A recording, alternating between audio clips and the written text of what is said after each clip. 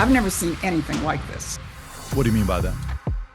In terms of competence, coherence, singularity of purpose. How much of this comes down to money? How much of it comes down to power? And how much of it is, if you got money, you got the power anyway. So how do you view what they're solving for long term? They really believe that we're no better than animals.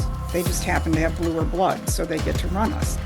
What I'm trying to figure out is who's influencing who? Who's elevating who has control over who? These binaries are out there to keep you from looking at, again, what's generating the shadows on the wall. I have a very, very hard time thinking Britain has the same kind of control and influence like they did before. I think for long term, it's even more evil. I mean, they use the money, they use the power, but ultimately it comes down to an image of man.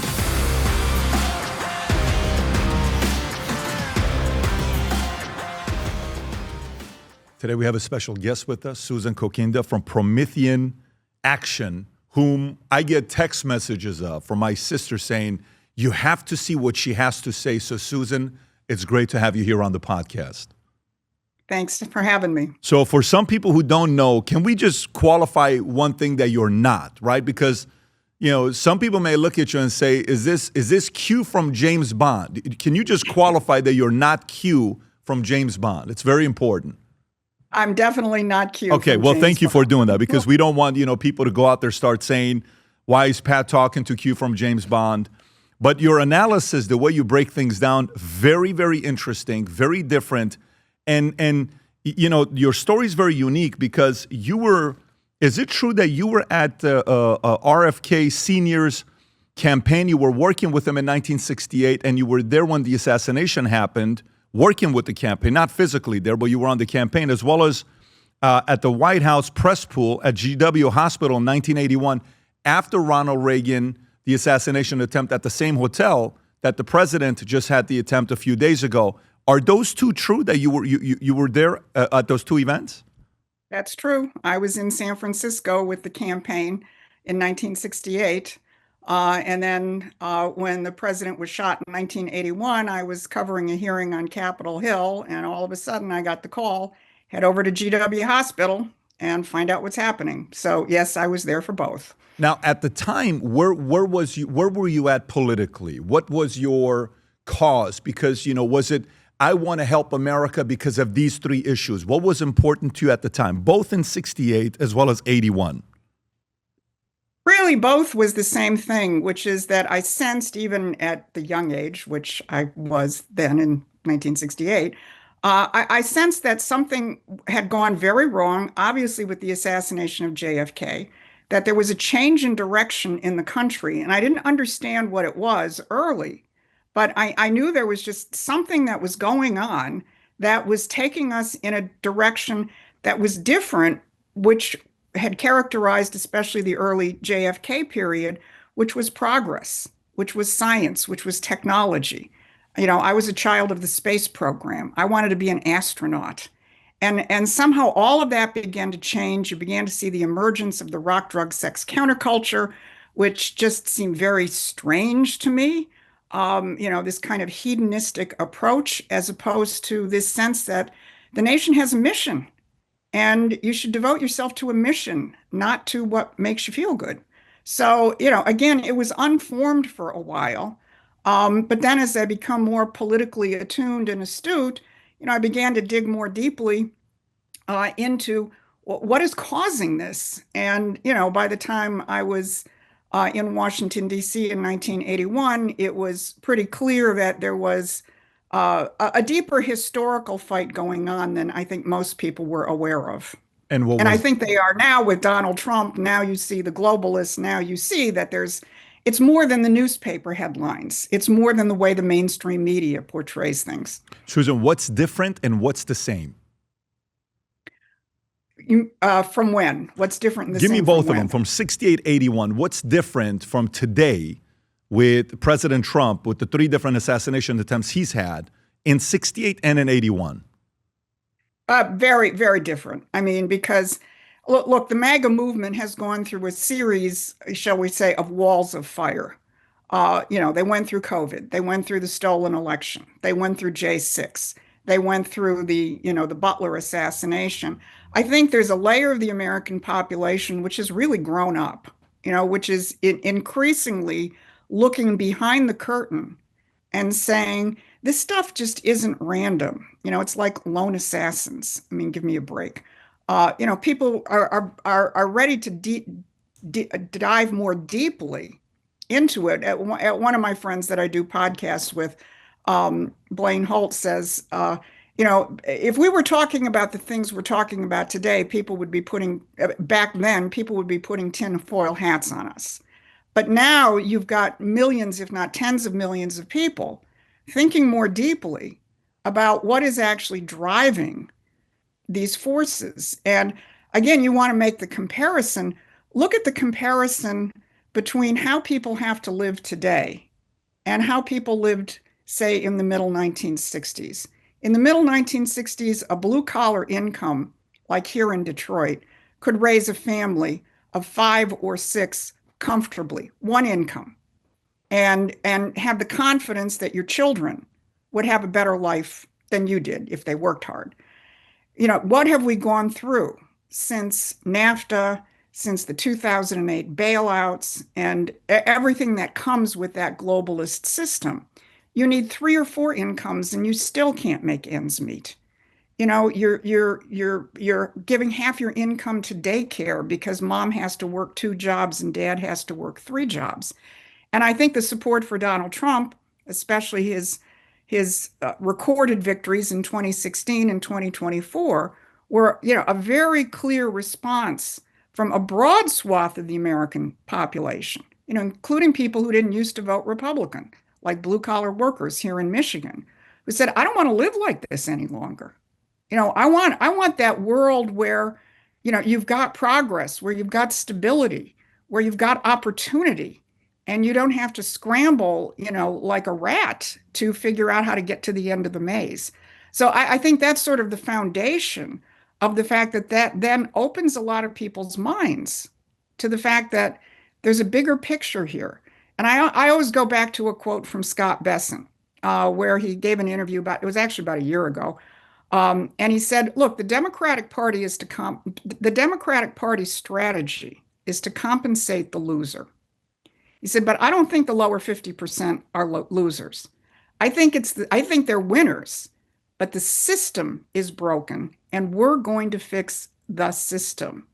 And I think that's extremely important because once people realize that it's systemic, the problems that have ruined their lives or made their lives incredibly difficult, it's an entire system. It's not their fault.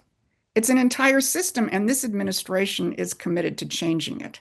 So it creates a different kind of environment, I think, where people can think more deeply. Okay, well, what was wrong with the old system? And what is it that President Trump is trying to do? That's what we do at Prometheian Action. We try and sort of translate for people. Hey, here's something that it looks new. It's frankly not. It used to be called the American system. But here's what the president is doing. And it actually is transformational. And maybe you need to calm down and hold on while this transformation takes place. Now, question for you. That's very interesting when you're breaking that down. And I want to go a little bit deeper into that as well. But a lot of times today, if you were to look at different podcasters or influencers, if you watch mainstream media, the enemy is going to be, China or Qatar or Russia, right? That's going to be the enemy that they'll tell. I mean, not even Qatar. It's more going to be China or Russia. If you look at podcasters, streamers, independent content creators, you will hear Israel and you'll hear Qatar. But when you listen to you say Britain. Even one of the videos you recently did, you said the hidden hand behind Trump's assassination attempt, and it goes to Britain. And no one is saying that. So nobody is even talking about Britain, but you are. Tell us why Britain? Why are you thinking Britain's behind the third assassination attempt? Well, if you actually look at the history of assassination attempts in the United States, and we actually have an ebook on the Prometheian Action website, which is entitled, It is the British Who Murder Our Presidents. And if you look at President Trump's comments after the assassination, both in the press briefing and then in the outtakes from the 60 Minutes show, he says it's only consequential presidents who get assassinated or there are attempts. And he cites Abraham Lincoln and he cites William McKinley. And that's extremely important because those are the probably the most important American system presidents in our history. Now, why do I say that when you ask me about the British? Because if you look at the 19th century and our own the decades of our own founding, there were two systems in the world, and it wasn't capitalism or communism. Those phrases didn't even come along till Karl Marx. The two systems in the world were the American system versus the British imperial system. And the British imperial system was based on power, money, perpetual wars, controlling resources, keeping countries backward so that they could extract raw materials or whatever from them. It was based on free trade. And the American system was based on a different set of principles, which is that your economy is not measured by money. Your economy is measured by what are you producing? Are you advancing? Is your population getting healthier? Is it getting more productive? Is it getting more prosperous? Does it have more opportunities? And is that a durable policy that is going to continue in the future? Those were the two systems. And by the end of the 19th century, the American system was really the wonder of the world. You had Russia, China, Japan, Germany, France. You had leaders in all of those countries explicitly following the American system. Now, I ask your viewers to think, were you ever taught the American system in school? Of course not. It's been written out. Why? Because the British imperial system recognized it was a threat. One of the things they did is they assassinated our presidents, like Lincoln, like Garfield, like McKinley, by creating an environment, creating anarchists, creating radicals, where you don't necessarily have to, give them the marching orders directly, but you create an environment in which people are out there ready to take out a president. Does that sound familiar? That's the environment that we're in today. But the purpose of it, the reason for it, was to crush the American system from spreading, because the American system is based on Donald Trump's stated policies. I want a world of sovereign nations working with each other as individual nations, working out their differences, but based on actual economic development. And if you have a world of sovereign nations, then this globalist financier parasite, which is simply a modern day version of the British Empire, is not going to function. And so they have a kind of feral, hatred of American system policies. That's where it comes from. Then once you sort of put yourself in that setting of this fight between the two systems in the world, you discover a whole lot. If you look more carefully at the role of British intelligence, British policy throughout the 20th century, let's just take the crisis in the Mideast. Who created the Muslim Brotherhood? That was a direct operation from British intelligence in the 1920s. And you look at a whole array of different policies, you simply start pulling the string, where you're no longer blacking out this idea that there is a British imperial system still functioning. Once you entertain that hypothesis and you start looking at the world, a lot of things seem to make sense, which is why I think a lot of people respond to our work by saying, oh my gosh, you've put the pieces together for me. Can you go a little bit deeper on the Muslim Brotherhood being started by the Brits in the 20s? Well, you even, you can go back even to the 19th century. I mean, if you look at the question of radical and political Islam, you'll find the hand of the British all over it. I mean, one of the more famous figures in this gets into the 20th century, is Lawrence of Arabia, T.E. Lawrence, who was British intelligence. I can't remember his first name, Kim Philby, the famous, double, triple agent spy in Britain. His father was one of the key handlers of these kinds of networks in the Mideast. in an earlier period in the 19th century, the British proconsul of Egypt, I think it was Lord Cromer, but he was a Bering from the Bering Bank. He was one of the people who built up political radical Islam, and it was always used as a tool against the nationalist forces in countries like Egypt and elsewhere who were trying to develop independent, economically strong nations, people like Nasser, people like Mubarak, for example. So, I mean, there have been some excellent books written on this. One called The Devil's Game by Robert Dreyfuss, and the other one whose name escapes me at the moment, but it's called Secret Agents, where they go in depth into the role of British intelligence in creating radical and political Islam, which then becomes a very convenient tool for them. Now, how much, when you say the Brits, are you saying the royal family? How much is it the bankers? How much is it the wealth? How much is the Rothschild? Who specifically was playing these games? We know the story of what Rothschilds did during war to say, hey, you know, Napoleon is losing the war, and then everybody started selling off the bonds, and they came in, they 10x their fortune overnight. So we know those games they play to create a lot of wealth. This is before there was regulation. But when you say the Brits, who specifically are you saying has the power to do some of these assassination attempts? Is it the money, or is it more politics or royalty? It's like a corporation, you know, and everybody plays their part. In my show yesterday, I referenced a new book which has just conveniently come out, you know, just as King Charles is arriving in Washington, D.C. You referenced it. It's entitled Queen Elizabeth and Her Presidents: The Hidden Hand Behind History. And the author documents Queen Elizabeth was more thoroughly briefed with daily intelligence briefings, national security briefings. She was on top of the nuclear contingencies. You could bet she had, you know, her hands all over there it is, the Five Eyes operation.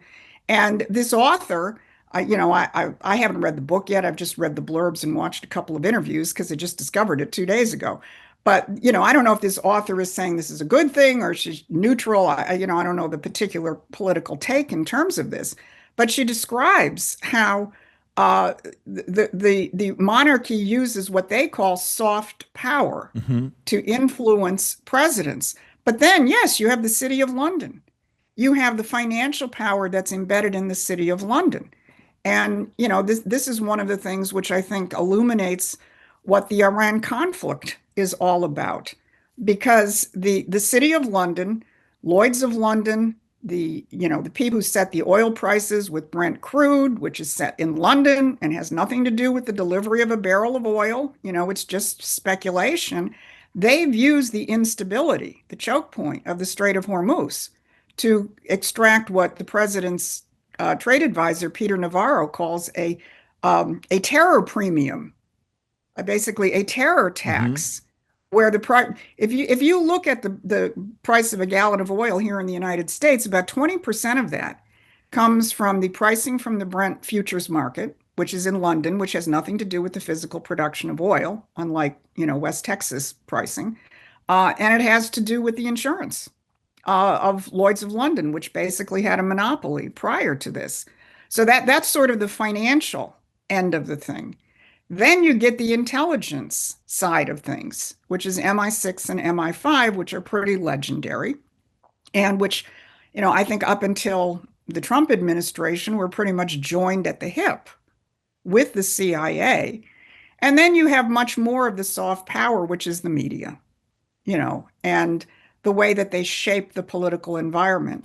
And one of the things that this British elite have mastered and you know been masters of for decades is psychological warfare.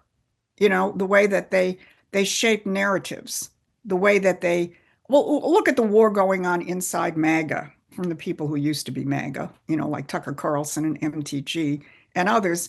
You know, this is just pure psychological manipulation in order to divert the MAGA movement from the task at hand, which is that everything that this administration is doing strategically and economically is aimed at breaking the power of this modern day British Empire, or what this administration bluntly says is the globalist system.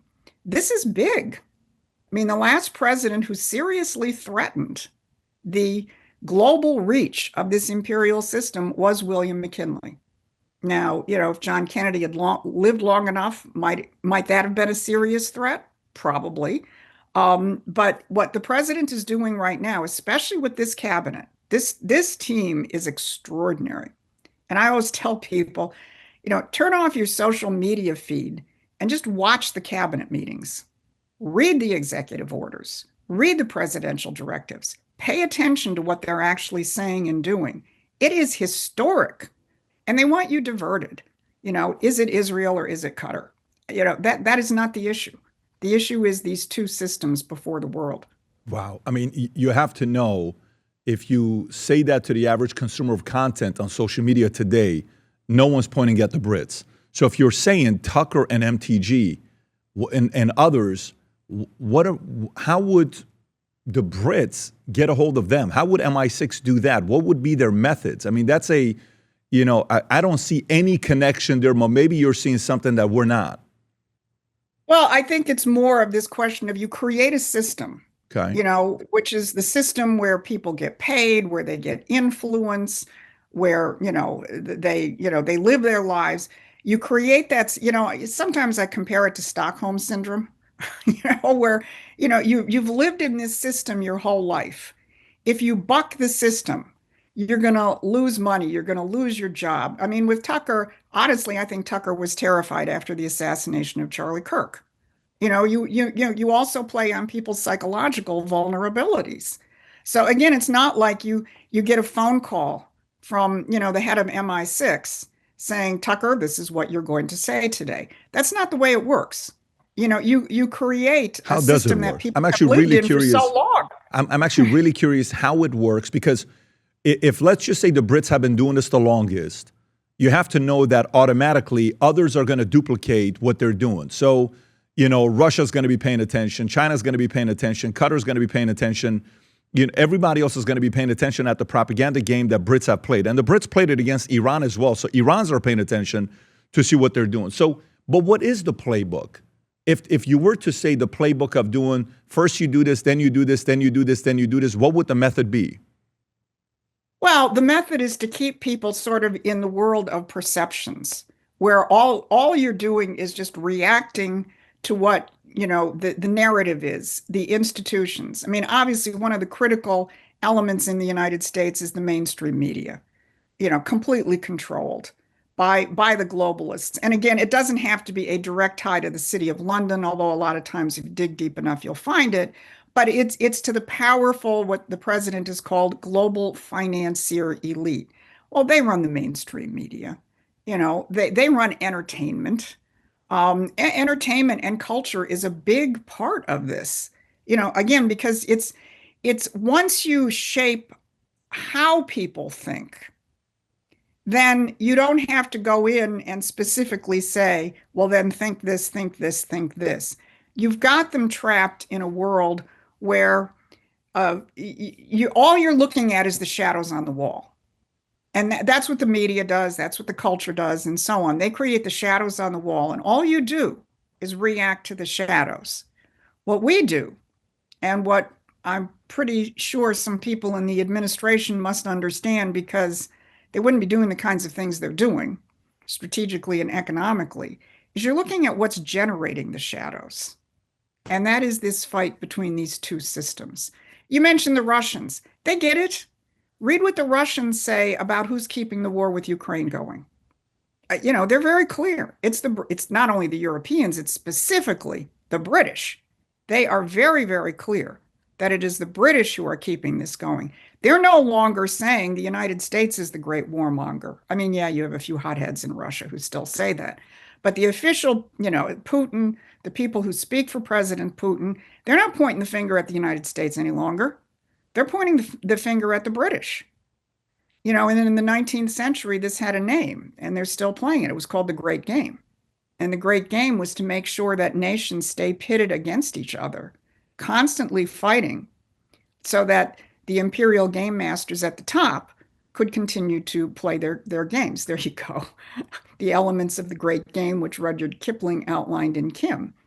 And, Central Asia has been, Afghanistan, Southwest Asia, Central Asia, the Mideast, all of this. You look at the way the British and the French, but primarily the British, rewrote the map after the Ottoman Empire broke up after World War I. It was to keep these, they divided countries up in the craziest ways that made no sense in terms of the different religious or ethnic or political groupings. They shattered it in such a way it would always be a cockpit for war. And that's how they do it. You mentioned Iran. I mean, it's sort of like the classic case. You had a nationalist leader, Mossadegh, who nationalized the oil industry. Well, believe me, the British Empire was not going to tolerate that. So he was overthrown and the Shah was put in. And then at a certain point, the Shah began operating from the standpoint of what is good for Iran. He wanted to use the oil revenues to build nuclear power, to actually develop the country as a modern nation. So he gets overthrown. The British are really quite, Kermit Roosevelt was in on that. And if you actually look at the history, Eisenhower was not exactly happy when he realized what was going on there. Because Eisenhower was somebody who actually had an American outlook, which is why he stopped the British and the French from taking the Suez Canal in 1956. But again, when you sort of just shift the way you look at the world from these binaries, communism versus capitalism, the West versus Islam, right versus left, these binaries are out there to keep you from looking at, again, what's generating the shadows on the wall. And it's this historic fight between imperialism and the idea that nations and people have the right to develop for the betterment of the nation and the people, not for the betterment of some global financier elite. So you don't look at it right now. That's interesting because it's globalist versus what we're trying to do, right? So you don't look at it as West versus Islam. You're not looking at it as Qatar as the rest. That's just a distraction to you. How much of this, to simplify to the average person, how much of this comes down to money? How much of it comes down to power? And how much of it is, if you got money, you got the power anyway. So how do you view what they're solving for long term? Well, I think for long term, it's even more evil. I mean, they use the money, they use the power, but ultimately it comes down to an image of man. I mean, if you go back through history, what do you find with these very evil imperial systems? They really believe that we're no better than animals. They just happen to have bluer blood, so they get to run us. But, they want a world in which people are stupid and backward so that they can control them and they can loot them. And, so they don't want people ultimately educated, independent, sovereign. That's what they don't like. That's why they fear the American system so much. Because while obviously this question of the image of man in the image of the creator, as opposed to, man is simply an animal to be manipulated by his senses, which by the way is the basis of all of British liberal philosophy. John Locke, Thomas Hume, John Stuart Mill, it's all based on the idea that we know the world only through our senses, not our minds. And so they create institutions to keep us trapped in that kind of thing. But that image, the image of man as man in the image of the creator, obviously that's been around since the time of Christ, and in some respects, actually in very real respects, in earlier religions and movements. But what do you get with the American Revolution? You actually get an economic system based on the idea that the productive powers of a nation is the human mind, is human creativity. That was a breakthrough that was Hamilton's ideas. And that actually forms the basis of a completely different kind of way of organizing your society, where you're maximizing creativity. You're not maximizing money. So yeah, the empire uses power, they use money, they use ideologies, they use wars, they use all of these things, but it's for the purpose of keeping their system protected from upstart sovereign nations who are likely to challenge them mortally if they get off the ground. And when again I go back to the end of the 19th century, where this idea of the American system was consciously understood. In many countries, Japan's Meiji Restoration was based on the American system.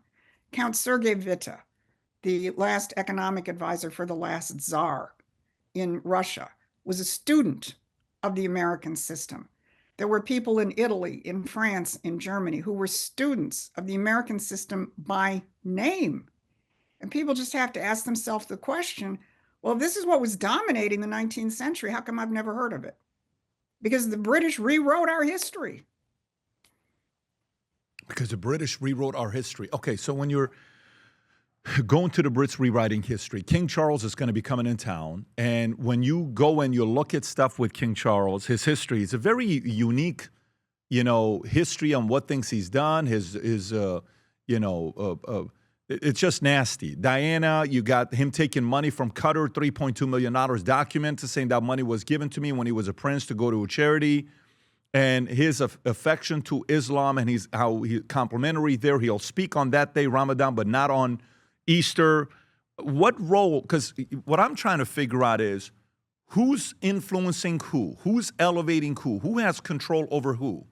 Some will say, the Israel elites are controlling politics in America, and through that, they're getting things done elsewhere, right? You'll hear the criticism there. Some will say Qatar right now, you saw the number, $6.3 billion they put into U.S. universities, officially more than China. China's at like $5.5 billion. Qatar's number one at $6.3 billion. And then, you'll see China, by controlling manufacturing that we learned during COVID, oh my God, we are so reliant on China. They controlled it in a complete different way. We have the strongest military, but who is really, because I have a very, very hard time thinking Britain has the same kind of control and influence like they did before. I have a hard time buying that, but I'm always open to being wrong. So I just want to know, with King Charles and influence, is Qatar and them influencing him, or is it the other way around? Oh, I think it's the other way around.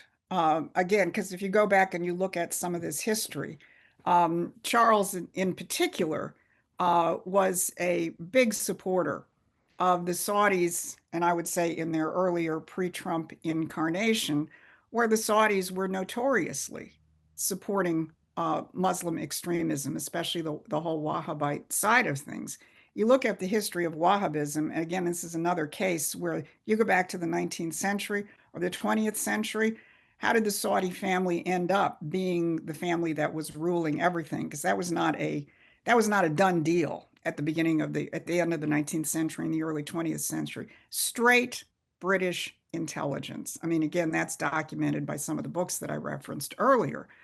But what you have today, and that's sort of where you see the Charles question. And yeah, he's been a major supporter of setting up Islamic centers. And again, I'm not doing this from I'm not assessing this from the standpoint of Islam bad, West good.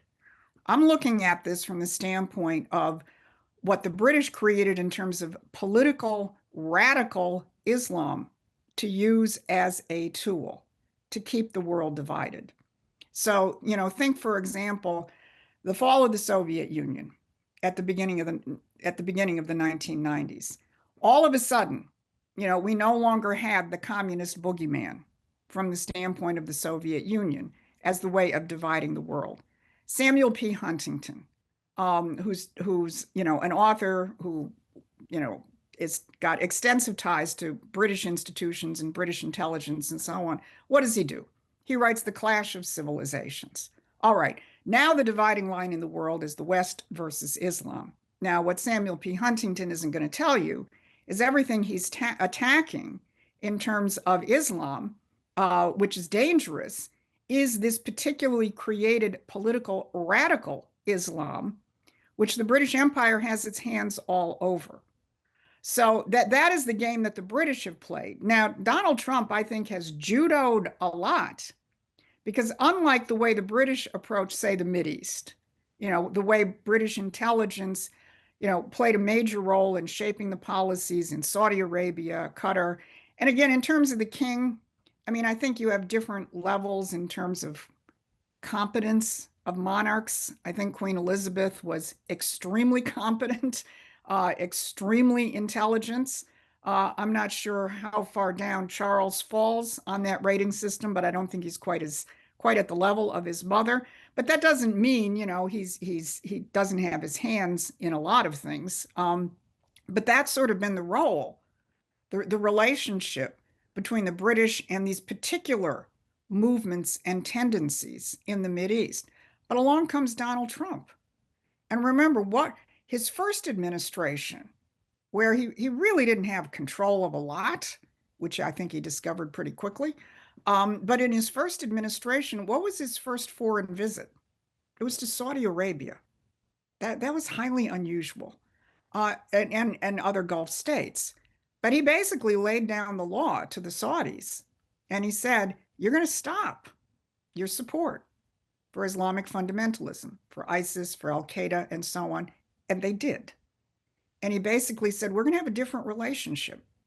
You don't have to now only be a pawn of these imperial forces, which you've largely been. Now you can start to develop as a sovereign nation. And we're going to work with you from that standpoint." And then that was the basis on which he could then move on to the Abraham Accords. I mean, Saudi Arabia hasn't signed them yet. They were on the verge of before October 7th. But where he started with other Gulf states, other nations, and say, "You're no longer pieces on the imperial chessboard. You're a sovereign nation. I'm going to treat you that way. Let's work out trade deals which mutually benefit us, not where you're just a gas station for, British Petroleum or Royal Dutch Shell. We're going to work out nation to nation economic deals which are going to help your nations." And nations started to buy into that. Then he wasn't able to finish it with his first term, came back with his second term. And again, all the reports are, Saudi Arabia was very close to joining the Abraham Accords, which means you recognize Israel. And then October 7th happened, and everything we've seen play out since then. But look at the response of the Gulf nations to the Iran conflict. They're not on Iran's side any longer. Whether they wanted to be or whether they felt they had no choice, because of this crazy, Mueller run, IRGC run regime. Now they say, all right, there's a different world we can have something to do with. And essentially, they're lining up with the United States against the insanity in Iran and creating a completely different environment. So, again, when you look at what the president and his team have done from the standpoint of stopping the great game, stopping this imperial manipulation, which, especially in the Mideast, has given us perpetual wars, and saying, no, we're not going to do that any longer. And, it takes time. You have to take pieces off the chessboard to stop this.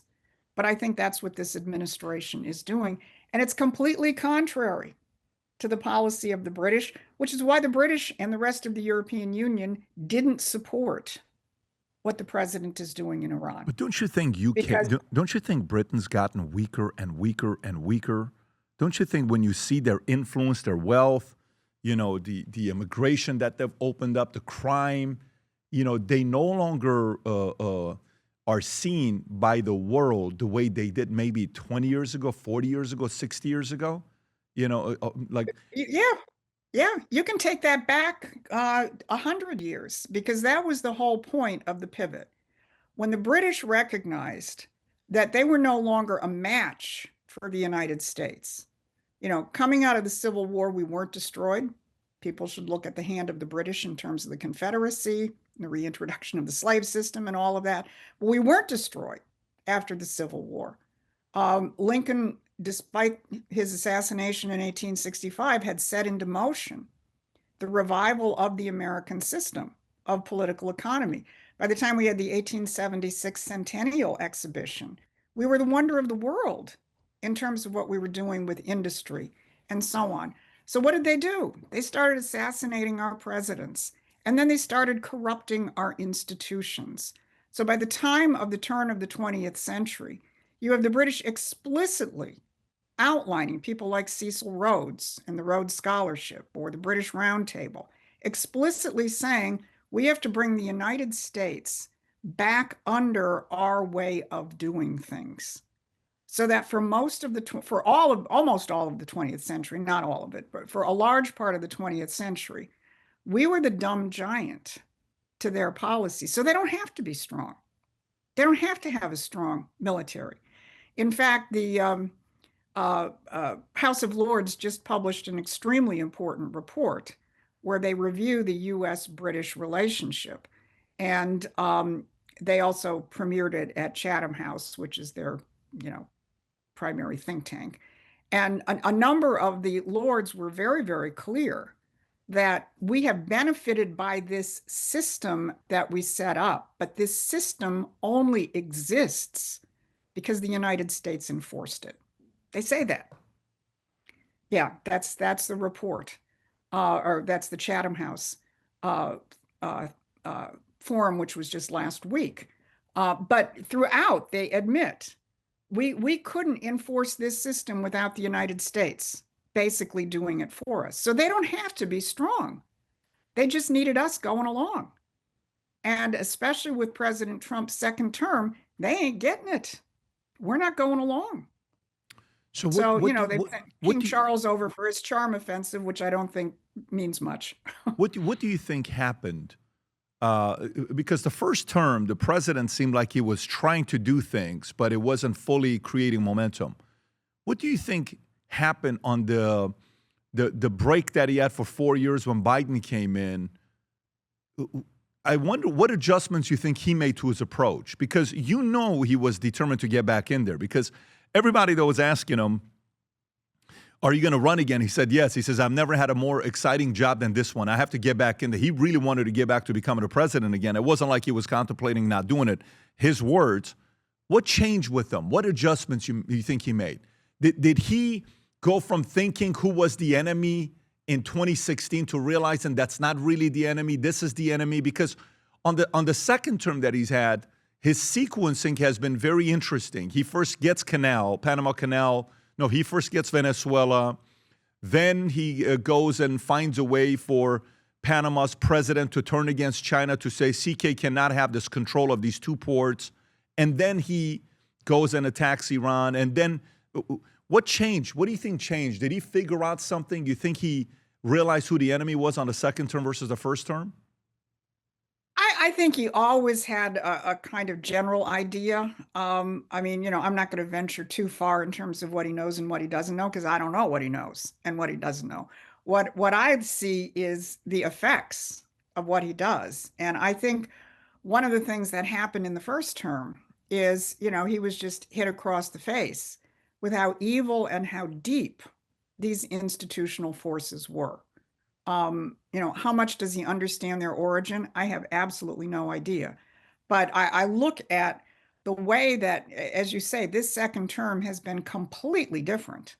And I think, once he recognized what COVID was, once he saw what happened on J6, he saw the steal, and then of course you get the assassination attempt in Butler. But I think he got a much deeper understanding of how evil what it is he was up against. How much, again, the history is there. I can't believe that somewhere in this administration, you don't have some very deep institutional knowledge of what you're up against, because you don't make the changes that this administration is making by accident, randomly. I agree. You don't revive the American system randomly. And I should reference the fact that Jameson Greer, the trade ambassador, when he went to Davos, he gave an amazing speech. His speech was entitled "The American System That Nobody Knows About." And he literally went through Alexander Hamilton and how the American system had been the economic philosophy which guided this country in the 19th century and made it great. So there are people who know this kind of hidden history, which we're all supposed to forget about, so we all just sit there and react to the shadows on the wall. So, who has the deeper institutional historical knowledge, I don't know. But somehow this combination of people is really extraordinary, Yeah, especially when you add J.D. Vance, Scott Bessent. I'm, I mean, I've been following administration since 1976. I've never seen anything like this what do you mean by that? in terms of competence, coherence, singularity of purpose. One of the things you probably noticed, there's no leaks. This is not a government which is, where some faction is trying to, get factitious advantage by leaking this, that, and the other thing. You had a little bit of This that is, with Michael Waltz, and you had a little bit of it with Joe Kent, and you had some of well, those those, stories. and they're, guess how long they lasted, That's true. Yes. right? This is a different animal. This is on point. They have a mission. They certainly understand that the enemy is globalism. They say that, they said that, they went to Davos, they said it. Jameson Greer said the policy is the American system. So, it's there. And then you have people like Scott Bessent who know from the inside how this British financier system works. I mean, he did work with George Soros, and he did crash the British pound. So, he's got some skills. He's got some And, skills. Yeah. those skills are being used for us now for a change.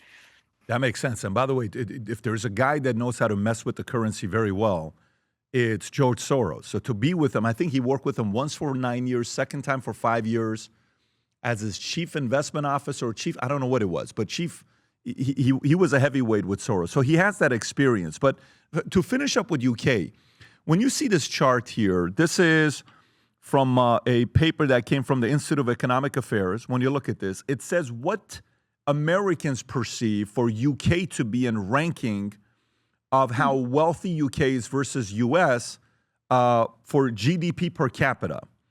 And they said Americans believe UK would be right behind Jersey, okay, meaning New York first, California second, Washington third, Massachusetts, Texas, Jersey, then UK.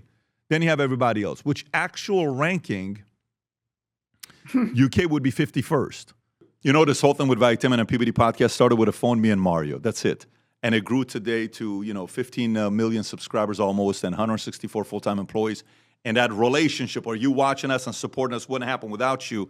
But did you know 51% of you that watch the content are not subscribed to the channel? And it would mean the world to us if you could press that subscribe button and notification. Why? It allows us to grow, hire more, do bigger interviews, have a bigger team, and deliver a better product to you. So if you haven't yet, if you don't mind, press that subscribe button. It would mean the world to us. So how much of their control that they have, the actual control and the actual wealth that they have is falling apart, where America's just getting, because you said something, you call them the dumb giant, right? The UK sees America as the dumb giant. Is this dumb giant becoming so giant that you can no longer control it?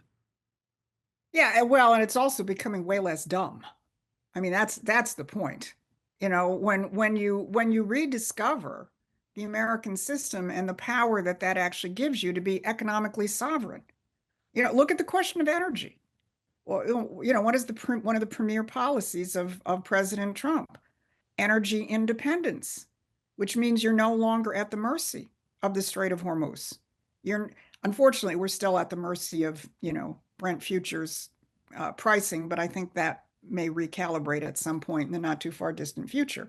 But you create independence in energy.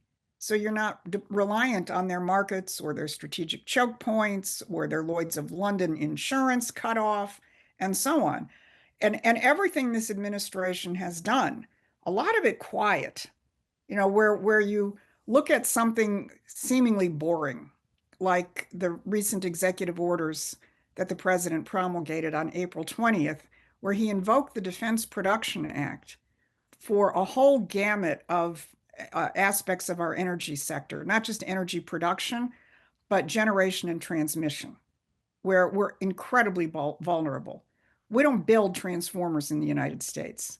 And if we had to order one from South Korea, it'd take 2 years. So let's say you had a bunch of transformer accidents, the lights go out for years. And the president said, no, this doesn't work. And in this order, he says the market is not seeing to our national defense. So we have to step in. And, there's all sorts of government financing institutions under the Defense Production Act.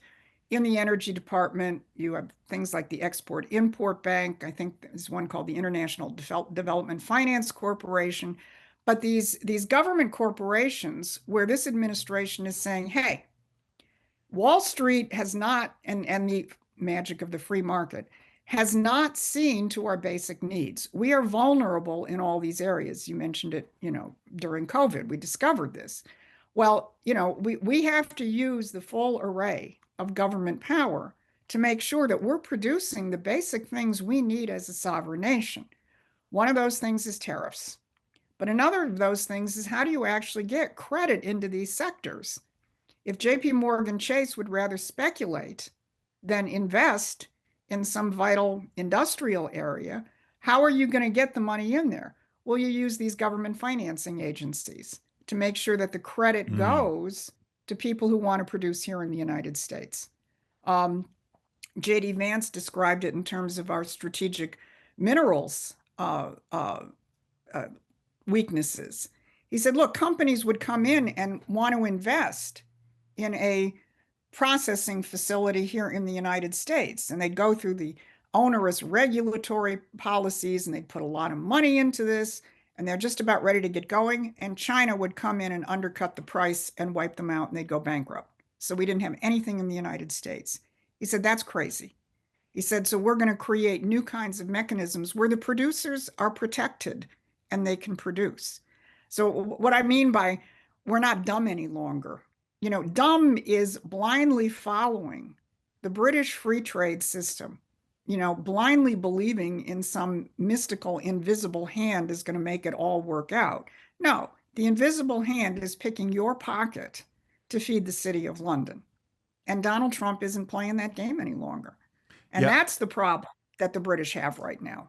And how much of that did we see when we all of a sudden saw Lloyd's of London pulling out? Was that a mistake on their end? I think it was a mistake on their end. Why. I don't think they expected this administration to do what it did, which is to step in and say, okay, you're not going to do it, we will. So we essentially just broke a 300-year monopoly on shipping insurance by them pulling out. Because, of course, that's the first time they had ever canceled insurance through all the other conflicts, in the last 30, 40, 50 years. If you have a conflict in the region, they jack the prices up. That was their business model. They did quite well from that. They never canceled. And the fact that they canceled was their way of saying, we do not agree with Donald Trump trying to end this game.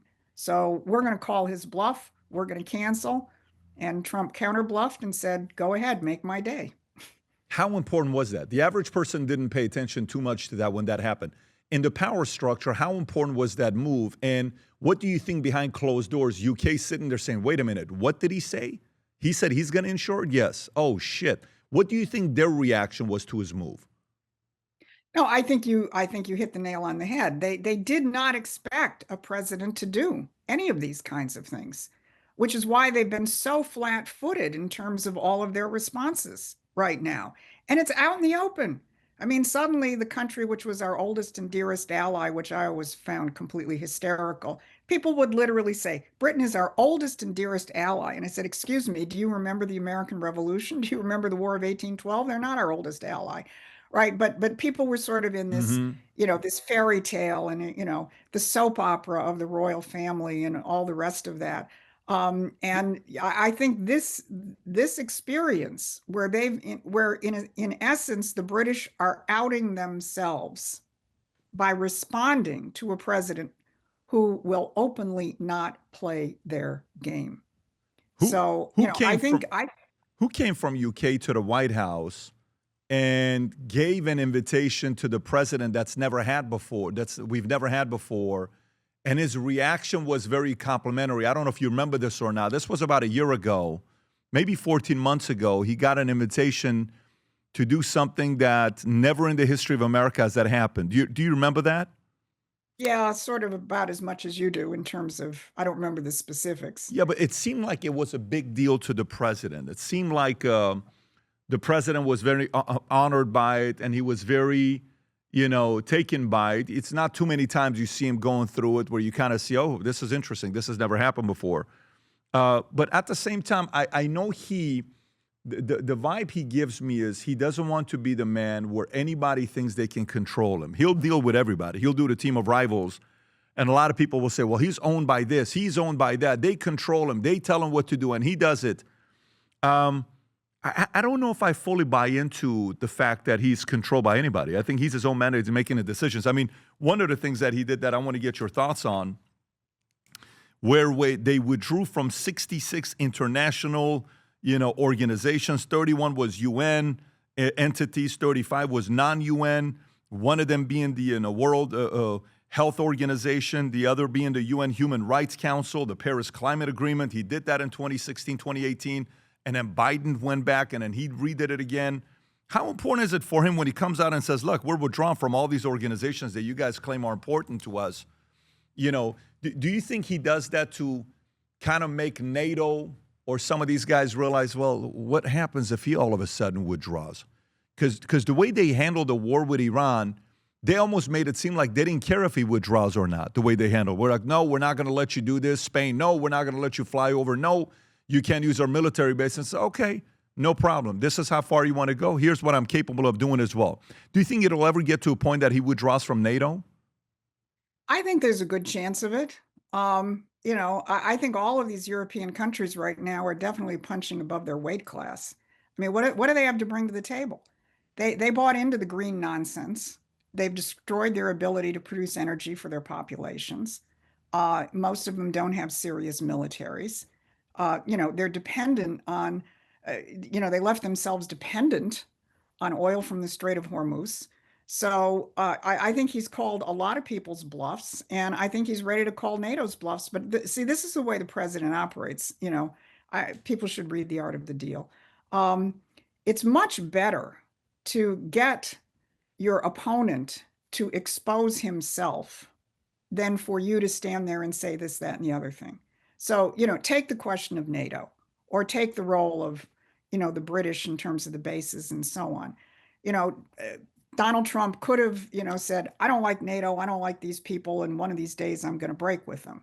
Instead, he pursues a policy which is the American policy, which is what he believes is in the interests of the country. And by doing so, in a way that these institutions have not seen. I mean, the last person I think who seriously challenged them strategically was Eisenhower in the Suez Crisis, and before that it was Roosevelt. That's another story. But here he is seriously challenging them, and he's forcing them to expose themselves. So he doesn't have to go out and give some kind of, expert briefing to the American people about why NATO is a problem. NATO just proved that they're a problem. He doesn't have to go out and give some expert briefing about why Britain is not, we should no longer have a special relationship with Britain. Britain just proved it by refusing to step forward. So he's forcing these institutions, and I would call them adversarial institutions, to increasingly show their true color. Whereas previously, if presidents, Congress, other nations, political leaders, they all play by the rules of these games. The post-war rules-based order is the favorite phrase of a lot of people like Mark Carney, who's still trying to save it. But if everybody plays by the rules of the game, nobody sees those rules. It's only when somebody says, no, I'm not playing by the rules of that game, that the people trying to enforce the game end up exposing themselves. And I think that's what's happened, especially with NATO, with Iran, and the response of Europe to all of this. Let's talk about the blockade, because this kind of bleeds into that, right? With the whole NATO saying we don't want to fight this war. This is your war. This is Israel's war. We want to have nothing to do with it. With the way he set up the blockade, and Iran being stuck, they can only sit on the oil for so long before they start, losing money. And we've seen the number, $400 to $500 million a day they're losing, $12 to $15 billion a month they're losing, how sustainable that is. And the Abbas Araghchi, who is the main negotiator right now on their end, He didn't want to meet with U.S. He didn't want to meet with Witkoff, Kushner, and JD. So then he went to Islamabad. He had a meeting there. Then he went to Oman. Then he went to Russia to have a meeting, I believe, with Putin and his leaders. What is your impression of what's going to happen with Iran and how that ends? Well, I don't want to get too far ahead of my skis in terms of, predictions because there's a lot of different moving pieces. And obviously, you do not have a unified government in Iran. You've got the IRGC, you've got the civilian government, you got a who knows how much is going on in terms of Israeli intelligence, how much is going on in terms of British intelligence and so on. So there's a lot of moving pieces in terms of this. But, I think what characterizes Donald Trump in a very unique way, which is where you can hypothesize an outcome to this, is he operates in the real world of physical economy. And you hit the nail on the head. The fact that you've got this blockaded, the fact that once the storage facilities in Iran are filled, and, I've heard, I think Scott Bessent said May 2nd is the point that that hits, which we're getting pretty close to. Maybe it was a little bit after that. And then they have to stop pumping. And once you stop pumping, you lose the wells, right? It just doesn't work any longer. If you stop pumping, you're going to have to start from scratch and drill all over again. The president does have them over a barrel. He's not just operating in the world of moving diplomatic chess pieces around. He's dealing in a world of physical reality where I think he's got him by the throat. And they're going to play it I think they're going to play it till the very last minute. And I think if the relatively sane people in Iran can make the decisions, and that's where I think you have a wild card yet, I don't know the answer to that. But if they can make the decisions to finally, negotiate the fundamental questions in time, they are just up against it. I mean, their economy will, if they lose those oil wells, and that will set them back to the dark ages much more in a certain sense than bombing bridges and electric energy plants, which clearly the president doesn't want to do. He will if he has to, but clearly he doesn't want to send the Iranian people back to the Stone Age, but he is not going to let this cancer exist any longer. But I think this, the way that they're doing this in terms of dealing in the world of physical reality as opposed to diplomatic machinations and money machinations and so on, this gives the president, and when he says I've got all the cards, that's what I think he's talking about. Yeah, it'll be interesting. Now, who do you think could bail out Iran? Who could help them out? Who could give them extend their life of saying, hey, we'll be a customer of yours. Let's do a deal this way. Can Russia or China or anybody else help them out? Oh, I think Trump wants to help them out. I mean, from the standpoint of the people of the nation. I'm not talking, I'm talking about IRGC. Okay. I'm specifically saying IRGC. Yeah. Who can help out the IRGC? Who can help out the IRGC? I don't really believe that either Russia or China is all that enamored of this regime. I mean, and when I'm talking about any nation, I'm not also presuming that they're completely unified. I think there's a lot more factions in China than there probably are in Russia at this point, at least in terms of their actual influence. Mm-hmm. So are there factions in China that would like to bail out the IRGC? Probably. Is Xi Jinping going to let them? I don't know the answer to that, but if I had to guess, I'd say probably not. So I don't think they have too many places to go at this point. Because, again, what has Donald Trump done with these other countries? What has he done with Russia? What has he done with China? He's created a different kind of relationship with them. If you read the National Security Strategy, which came out in December, or read the National Defense Strategy, which came out in January, these are very, very interesting documents because they're written for the layman. They're not written in bureaucratese, and they're relatively short. And they just establish a completely different parameter in the world where you do not see either Russia, especially you don't see Russia, treated as some kind of immutable enemy. And you see China treated as a competitor who could cause problems in Asia, but we're going to be powerful enough that it won't. So, and believe me, the Chinese and the Russians have read those documents. You compare the US National Security Strategy document to the new British defense document, their hair is on fire in terms of Russia, perpetual enemy, World War III around the corner, and so on and so forth. China, they have a more complicated approach to, which is how can we somehow still maneuver China in our world and use it against the United States? But the Russians and Chinese can read these documents. And I think they understand, at least the people calling the shots right now, certainly in Russia and with Xi Jinping in China, they see the United States as something very different than they've had to deal with for decades and decades. And, in that world, do they still need to play assets like the IRGC to maintain their position on the chessboard and so on? I tend to think not. Really? So then when it comes down to China, I guess maybe the other thing for us to be thinking about with China is we saw the reports that came in. I think it's 4 or 5 consecutive years of a declining population, 4 years, I believe. It's declining population. It looks like they're going to have their 50th year here in 2026. And they're at 1.01, their birth rate. And the replacement number is 2.1. So they're at 1.01. And what are things that China is going through that they've been very good at hiding that they're internally having to overcome? Because from the outset, it's like China's going to take over, China's going to be the powerful, China's going to be this, China's going to be that. I don't know where you subscribe to that mindset as well. And if not, what challenges are they having that the world is not seeing because they're keeping it private? Well, I think you hit the nail on the head. I mean, they're not replacing their population, and they've got a very stratified society, and you have a whole lower level of society which is not really participating in, the kind of development and economic growth that you're seeing in terms of the way they play.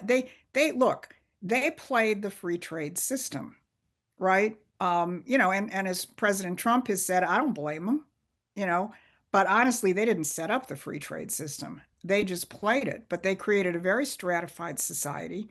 The social credit system, is clearly, I mean, I think that's one of the big aspects of it. The social credit system has to be a damper in terms of the ability of your society to actually develop, because you're basically exerting a certain level of mind policing.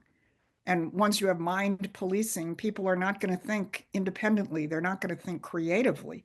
So the durable basis for a future society, which is population replacement, and a population, a generalized population, which can create and produce and participate, I think they've left themselves incredibly vulnerable because they just sort of plugged into this world free trade system and, milked it for what it was in the context of the way they were running their society.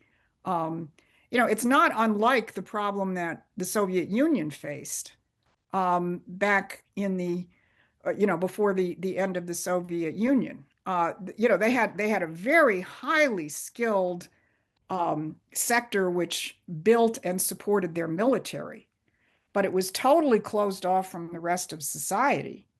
And the rest of their civilian economy was just a complete disaster. And it was kind of that tension, that collapse of the civilian economy, because the population, again, was in this kind of, mind policing world where you're not allowed to think independently.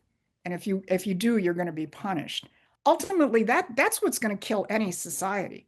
Now, once with the fall of the Soviet Union and with Putin's several presidencies, but especially this latest round, they put enormous impact on education, science and technology, cultural expansion, and so on for the whole population. And that's what's key. You can't have a stratified society and be successful. That's the ultimate failure of empires or any system, which is based on that kind of idea that we have the elites and then we have the peons. It's funny. I had a guy on a podcast a couple of weeks ago, Jiang, and he's made some interesting claims that in July of 2024, he says President Trump's going to win. He's going to go to war with Iran, and he's going to lose. And he made those comments. Those videos went viral. I don't know if you saw that or not. And we had him on. We had a good conversation together. But when I asked him about China, he said in China, there are certain things you just can't talk about. You just have to accept. You're like, no, we don't even debate it. We don't have, you can't push back on the following ideas that they have. If you do, they'll come knocking on your door. And it's just an accepted thing that they have. So you're right, because what that prevents man from doing, if I can't question, then I lose the creativity of questioning. And then what happens? Nope, just follow the rules. Mom, what do I do with this? Nothing. Just listen to what the government says and move on. But I don't agree with them, honey. Be quiet. They know what they're talking about. It's not sustainable for creative minds. Creative minds will get in trouble, like Jack Ma got in trouble and other people got in trouble. But long term, I don't know if we're really going to see the consequence of what China is doing today for 50 years. I don't know if I'm going to be around to see what happens to China, because the case study you need, not just a decade. A year definitely lies. A decade is maybe a little bit. But you kind of need a few decades to see what's going to happen to those guys. By 2076, who are going to be the players? Who's going to be a big empire today that's going to fall? We don't know, what things are going to happen. But what key factors you think will determine which empires are still in power 50 years from now, not 10 years from now? Well, the question is, will there be any empires? And that's up to us here in the United States. If the Trump revolution succeeds and continues, which means one of his successors, J.D. Vance, Marco Rubio, continues this, and we establish these principles, which are ensconced in the national security strategy, the national defense strategy, and everything, what all the Trump people said when they went to Davos. We want a world of sovereign nations. If the United States is able to play that role, which is what the British have been afraid of since certainly the time of Abraham Lincoln, but absolutely since the time of McKinley. If the United States maintains itself as a sovereign, independent, prosperous nation, if other nations are allowed to replicate that, and you have, as the president has said so many times, a world of sovereign nations, then there won't be any empires. And I think China will adopt to that. Look, there's an older tradition in China. I mentioned the countries that were advocates of the American system. Chiang Kai-shek was an open advocate of the American system. He wrote about the American system of Alexander Hamilton and Henry Carey and others. That tradition is still there somewhere in China. I mentioned Count Sergei Witte in Russia. So, you had the Soviet Union, you had communist China. Soviet Union is gone. Russia is going back much more to its tradition of as a sovereign nation based on Christian principles.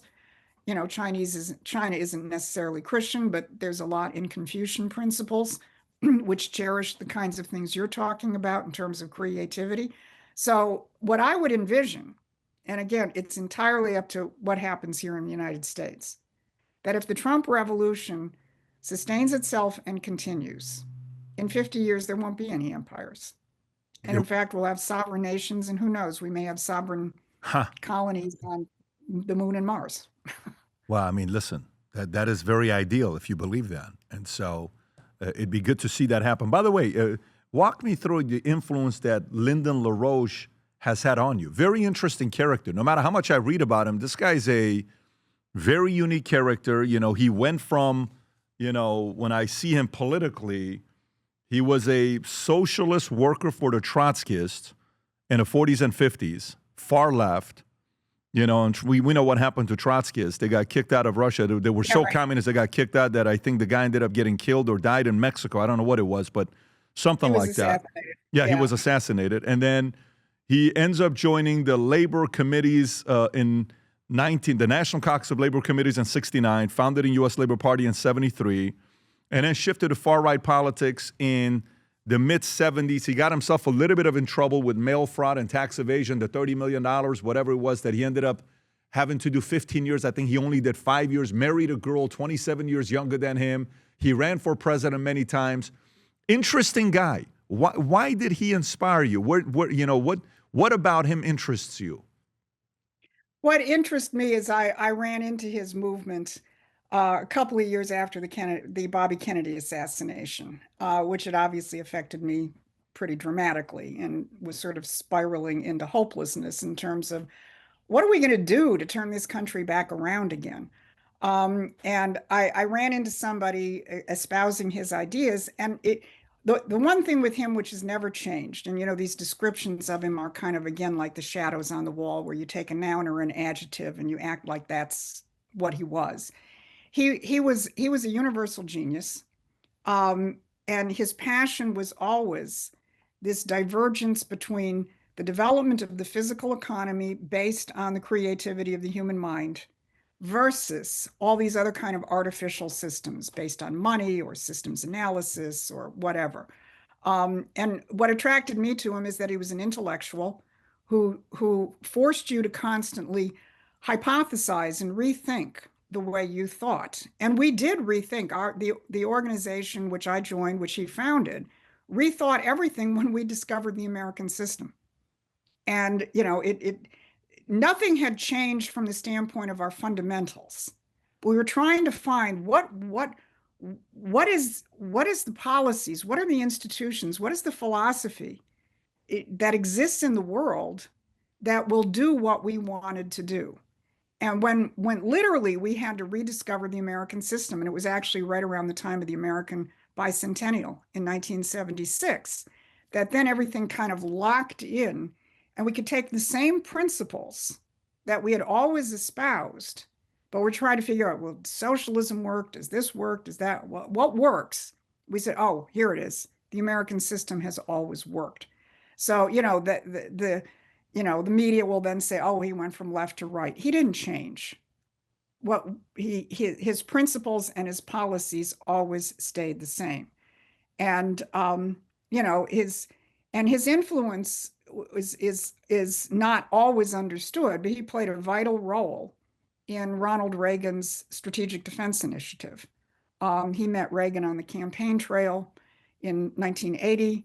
They talked about this, and LaRouche was brought into the Reagan administration for intensive discussions on what Reagan ultimately announced as the Strategic Defense Initiative. I was there in Washington. And at that point, this same Imperial elite, which went after Donald Trump, said, okay, LaRouche is getting too big for his britches.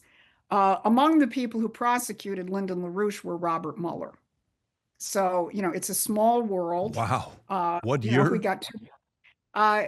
87. Interesting. I think the Mueller indictment was either 86 or 87. Maybe it was a little bit. It became a blur because it was just like Trump. There were so many indictments at the state and the federal level. Now, one thing I have to say, which I would want to say anyway, following LaRouche's passing, his widow, Helga Zepp-LaRouche, took the organization in a direction which we completely disagreed with. And so those of us who formed Prometheian Action split off, and we have nothing to do with her, which we need to say legally. But as I say, I would want to do anyway.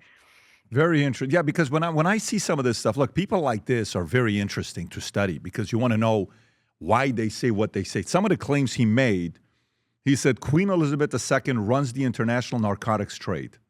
Okay, he claimed Hitler's rise was orchestrated by Rothschilds, Warburgs, and Oppenheimers, which we know Warburgs were very powerful on what they did. They were even involved with Jekyll Island, the meeting at Jekyll Island, the beginning of building Federal Reserve. Then he said British rules Israel as a zombie nation. Okay, British intelligence and the Queen's Circle controlled the U.S. economy. Queen Elizabeth II framed Bill Clinton. British intelligence orchestrated the Russiagate. The CIA, KGB, and British intelligence conspired to assassinate Lyndon LaRouche. The IMF deliberately created and spread AIDS. The CIA and KGB brainwashed and kidnapped LaRouche aides into assassins. I mean, when you go, and I can go on and on and on. This guy had some very unique takes, on what happened. So, did you ever spend time with him one-on-one? Were you around him? Yeah. And what was these are things he literally believed in on what happened? Well, those are kind of cartoonish type characterizations of some of the things. But, take, for example, the question of the international drug trade. Um, the key element, and this is something that Besant and the Trump administration are taking on, the key element of the international narcotics trade, is not the cigar boats with the drugs on them. It's who launders the drug money. And there, all you have to do is go back to the 1960s when the British, the City of London in particular, set up the entire offshore banking operation in the Cayman Islands, Isle of Man, Isle of Wight, and so on, where you have these black boxes of complete and total secrecy in terms of moving money. This is where the financial flows which finance international drug trafficking come from. You also have very premier institutions like Hong Kong, Shanghai. In the 1970s, we wrote a book entitled Dope Incorporated. And some of the research we used came from I think she was the bank commissioner of New York, who had filed a brief against Hong Kong, Shanghai being able to charter itself in New York because of their role in international drug money laundering. So all we did is we just started to put all the pieces together. Now, this was then caricatured. I think there was even a Saturday Night Live skit, which shows somebody playing the Queen of England with nickel bags, handing them off to Henry Kissinger, who, by the way, at one point gave a speech at Chatham House where he said, when I was Secretary of State, I kept the British Foreign Office more closely informed than I did the State Department. So, confessions, essentially. But when you look at the institutions in terms of drug money laundering, in fact, it was about 10 years ago. I think it was the fellow who was the anti-drug czar for Russia. I think his name was Kota, gave a speech at the United Nations where he pretty much said everything we had said in Dope Inc. That it's these big London-based banks that finance international drug trafficking. So, again, the media will put a kind of cartoon version of this, but, or you look at Hitler, look at the role of his finance minister, Hjalmar Schacht, who came straight out of London Wall Street networks, who was deployed back to Germany to basically set up a financial structure in Germany to keep paying the war reparations debt, and then later to have the money to militarize Germany and so on. He came straight out of these Anglo-American financial circles. So, when you bother to look at you just get below the surface level of history, which is what you get if you look at Wikipedia, usually. And again, just dive a little bit more deeply. You'll find that all of the claims which LaRouche made could be thoroughly historically proven, not in a two-sentence, simple-minded version, but if you actually look at the historical processes behind this. And up until recently, there's really been very little serious history that people have done. It's all been this, this really simple-minded soap opera cartoon version of history. One historian who I think has done extremely important work, and I always take the opportunity to highlight, is a book by Richard Poe entitled How the British Created Communism and Blamed It on the Jews. Now, that is an amazing book. How the British created communism and blamed it on the Jews? And blamed it on the Jews. How did they do it? What does he say? What he shows is that communism was created in London. I mean, actually, Karl Marx was on the payroll of there's the book. Was wow. Through Urquhart was basically on the payroll of the British East India Company. They wanted to create an ideology which they could use largely against Russia. I mean, what he documents in the book is that so much of British policy, British policy was largely aimed in the 19th and the early 20th century against their great rival on the continent, which was Russia, and whatever they could do to weaken Russia. And then, of course, they were worried about what was going on with the United States. But what he documents is how these movements were completely synthetically created, and they were all created for geopolitical purposes, and that the claim that it was the Jews was also straight from British intelligence. This is a short book, actually, like, I don't know, 20% of it is the footnotes. That's how well documented it is. It's an easy read. He's an excellent writer. And I think people will just find their entire worldview begin to shift when you work through something like this. Is he? So Richard Poe is alive. So he's Yeah, because it just came out 2 years ago. yeah, Rob, yeah. can you go on Richard Poe's link just to see what is his background? I don't quite remember. He's might be an investigative New York journalist. Times bestselling author and award-winning Yeah, journalist. He has written bestselling books on many subjects, fiction, shadow of. Interesting. All right. Interesting. yeah. No, he's just a really competent historian, and there have been so few of those out there who actually just do the work. Do the work. As opposed to taking a bunch of secondary sources and pasting them together. I mean, that's the other thing I will say in terms of my time with Lyndon LaRouche, which is it was all primary sources. You don't read somebody's description of what something was doing. You went back, read the primary sources. And I would say that the same thing is true of the Trump administration today. Stop getting your ideas about what Donald Trump is doing from social media, unless you're reading Trump himself. Go to the White House website, read the executive orders, read the findings. One of my favorite pastimes is watching a cabinet meeting. These cabinet meetings are amazing because you actually see a team, and they're not rivals, a team of people, who are working with each other in sync to carry out an actual revolutionary policy. It's actually Hmm. all there. You just have to look for it as opposed to taking Fox News's or the Washington Post's version of, what is going on. Just go to the primary sources yourself and start thinking. Yeah. I mean, if you don't do that, we have congressmen and congresswomen who think there's been 11 wars. I don't know if you saw that yesterday with Ilhan Omar talking about World War 11. Mm. And because she thought when they put the two, she thought it meant 11. Oh, And yeah, right. she was reading off a paper and she said World War 11, and she was destroyed for it. I'm sure it was an innocent mistake, but she was destroyed over it. But that's a good point. By the way, last thing with LaRouche, who would be a modern day Lyndon LaRouche today? Do we have one? Because he ran for president, I think 6, 7, or 8 times. I don't know what the number is. He kept running, and the highest he ever got was 2% as a Yeah, Democrat in yeah, the mid 80s, an 84, something right. like that. Right, right. I mean, we were probably starting to get some traction when all the attacks began against us. But, I don't know if Donald Trump will appreciate this or not. But, I say that before there was Trump, there was LaRouche.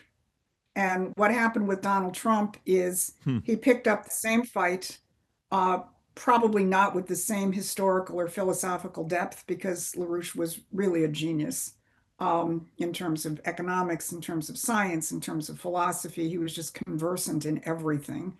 Um, I mean, if you listen to one of his discussions, he's talking about, you know, philosophical fights which nobody has heard about, but which nonetheless were really foundational to the development of civilization. Does Trump have that kind of depth? I don't know. Again, but it's essentially the same instinct. And with Trump, what did you have? With Trump, you have somebody who had the money to do this. Yeah. Could Trump have become president in 2016 if he weren't a billionaire? No. And also a new social media platform which didn't exist Mm-hmm. when LaRouche was running. I mean, Mm-hmm. we got material out by leaflets, by pamphlets, and so on, which had a certain effect. And at certain local levels, before we came under the kind of attack again that you've seen with Trump and all the attacks against him, we were beginning to win primary elections in, local and state races and so on. We were beginning to build up a certain kind of traction. But, they hit us with a ton of bricks and figured they would wipe us out. They didn't wipe us out. They basically severely damaged us. But basically, we could hang on as an institution to keep these ideas alive. And LaRouche did live long enough to see Trump get elected. And he saw that as an extension of the kind of fight that he had fought. And because the key is if you don't have a leader with that kind of courage to stand up and fight, you're never going to get to these deeper levels. It's only because Trump has stood his ground and fought.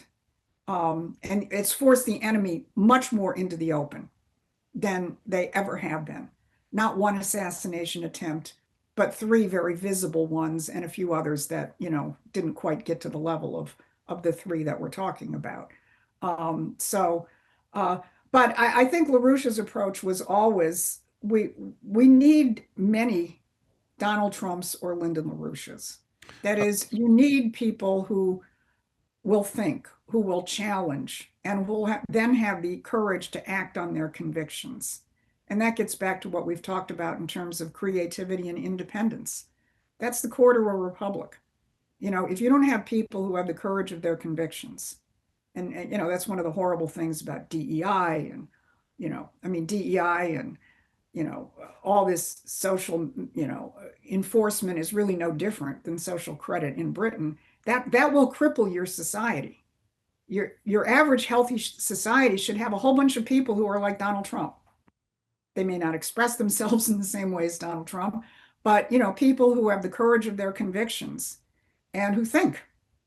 That's when a republic is secure. Did LaRouche and the president ever meet? Was there ever a documented meeting between the two? No, I don't believe so. Okay. I don't believe so. Yeah, because the president will listen to anybody and everybody, and he always like, well, what is the ideas he has? What is she saying? He's not one that wouldn't listen to anybody. I mean, he's met with some of the most controversial people that will come to Mar-a-Lago and is like, yeah, I'll sit down and talk to you. What do you have to say? And then he'll get heat for it afterwards. Like, oh, okay. Yeah, I just had a conversation with a guy. I just had breakfast with a guy. I just had a meeting with a guy. So I do like that about him a lot. Last thing I'll ask you before we wrap up, what is one storyline that influencers, podcasters, content creators that's very popular, that does very, very well, that is extreme, by far not accurate, and has brain rotted a lot of people? What do you notice that you look at and say, what are you saying? That's a lazy position.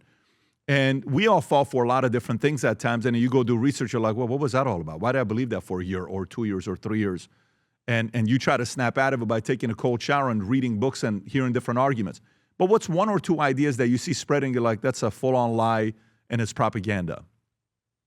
Well, on the one hand, probably the one which is most widespread at this point is the whole question of the Epstein files. And when you get to the far left, you have these obscenities of, Trump is a rapist and a pedophile and he eats children, which is part of what created the environment around this latest assassination attempt, clearly. But there's also part of the MAGA movement, which is also, heavily invested in this. And, when you look at who the Epstein files has actually brought down. Brought down Peter Mandelson. They brought down Prince Andrew, no longer Prince Andrew, and so on. But this fixation that Donald Trump is somehow the beating heart of the Epstein files is extremely corrosive, because people who are just living in that world have literally stopped thinking. And that spans both the left and the right, obviously. The question of Epstein is his intelligence ties. You look at Mandelson. What was he feeding Epstein? Top financial information during the 2008 crisis and so on. So people who are completely fixated on the island are ignoring the fact that this is a much larger intelligence operation. And guess what? It actually is being dismantled. So, I think this question of, I'm not going to support Donald Trump until I see, people in handcuffs and the Epstein files and so on. They're really not paying attention to what the president is actually doing to bring down the structure that created Epstein. Sometimes they say, look, there were evil things of that same kind of quality in the Roman Empire. What was the solution for society? Put everybody who ever did that in Rome in handcuffs or bring down the Roman Empire. Hmm. And that's what I think the president is trying to do. And the other big one, of course, is the Israel question, which Tucker and Candace and the rest of these things have gotten onto. That's a longer question, but it's completely parallel to the British role in creating the Muslim Brotherhood. They created radical Zionism, which is not Judaism, just like political Islam is not Islam. And that's a larger, longer story. But that has clearly, I see it those are the two things I get in the comments in my videos, from people who disagree the most: Israel and Epstein. And if you actually look more seriously at what is behind both of those, it takes you back to the same place that we're talking about, which is this British imperial system, a system which the president is taking down. Got it. Yep. Well, Susan, great having you on. Where can people find you? Is it the Prometheian Action site? Yeah, PrometheanAction.com. That's it. That's my latest video up there. And we have a YouTube channel, which you can link to through there, and a lot of other material, including background material, on the Prometheian Action website, including, if you want to go back to the website, we have an ebook on there under the toolkit, which is called Police Dossier. It is the British who murder our presidents. Very useful thing for people to read right now, because it goes through the history of Lincoln, McKinley, Kennedy, and the attempts on Trump. So let's put that below, Rob, if we can, both links. Susan, thank you for making the time to come on. And I look forward to our next conversation as more things will happen under Trump. I have a feeling there's going to be many more things happening that we'll probably invite you back to have a conversation with. In the meantime, keep creating great content. You got a lot of people thinking and looking for things they weren't looking for before. And by the way, that video that's on there from 17 years ago, did you really have this YouTube channel 17 years ago? We did. It was when we were still LaRouche PAC. So this YouTube channel used to be called LaRouche PAC. Right. So some of the history stuff, that's actually, that 1932 is a great history. It really is. It really is. I was looking at it, I'm like, it's an hour and 40 minutes, but it was from 17 years ago. Yes. And yes, that's, okay. Very cool. Well, thank you, Susan. All the best to you. Appreciate your time. Thank you for having me. Anytime. You know, this whole thing with Vitamin and PBD podcast started with a phone, me and Mario. That's it. And it grew today to, 15 million subscribers almost and 164 full-time employees. And that relationship, or you watching us and supporting us, wouldn't happen without you. But did you know 51% of you that watch the content are not subscribed to the channel? And it would mean the world to us if you could press that subscribe button and notification. Why? It allows us to grow, hire more, do bigger interviews, have a bigger team, and deliver a better product to you. So if you haven't yet, if you don't mind, press that subscribe button.